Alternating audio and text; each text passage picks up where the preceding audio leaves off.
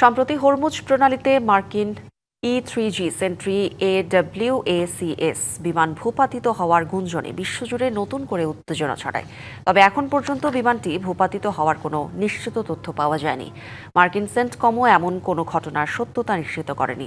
ঘটনাটি ঘিরে প্রশ্ন উঠেছে, কি এমন বিশেষত্ব রয়েছে এই উড়ন্ত কমান্ড সেন্টারে, আর যুদ্ধক্ষেত্রে কেনই বা এত গুরুত্বপূর্ণ এই বিমান? গত শুক্রবার ফ্লাইট রাডার 24 এর তথ্য সামাজিক মাধ্যমে ভাইরাল হলে চাঞ্চল্য ছড়িয়ে পড়ে। ওই তথ্যে দেখা যায় হরমুজ প্রণালীর কাছে মার্কিন বিমান বাহিনীর একটি E-3G সেন্ট্রি AWACS বিমান জরুরি কোড পাঠানোর পর রাডার থেকে অদৃশ্য হয়ে গেছে। রুশ গণমাধ্যম সহ বিভিন্ন সূত্রেও ছড়িয়ে পড়ে খবরটি। তবে বিমানটি ভূপাতিত হয়েছে এমন কোনো নিশ্চিত তথ্য মেলেনি। মার্কিন সেন্টকমও বিষয়টি স্পষ্ট করেনি।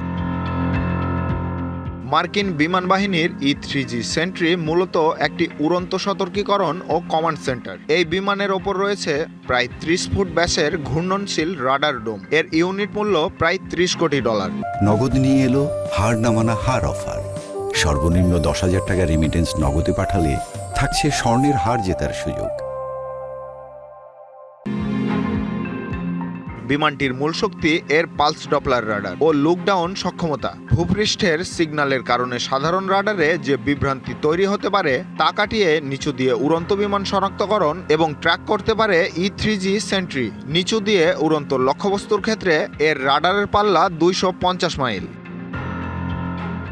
শুধু নজরদারি নয়, যুদ্ধক্ষেত্রের তথ্য সংগ্রহ ও তা দ্রুত কমান্ড সেন্টার এবং মিত্রবাহিনীর কাছে পৌঁছে দেওয়াও এর গুরুত্বপূর্ণ কাজ।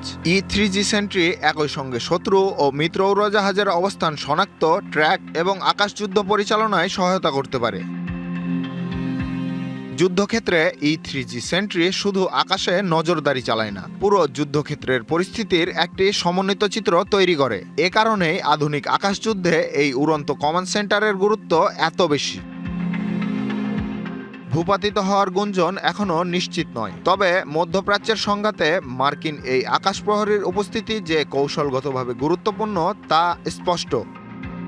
সামিউল ইসলাম, ডিবিসি নিউজ ডেস্ক।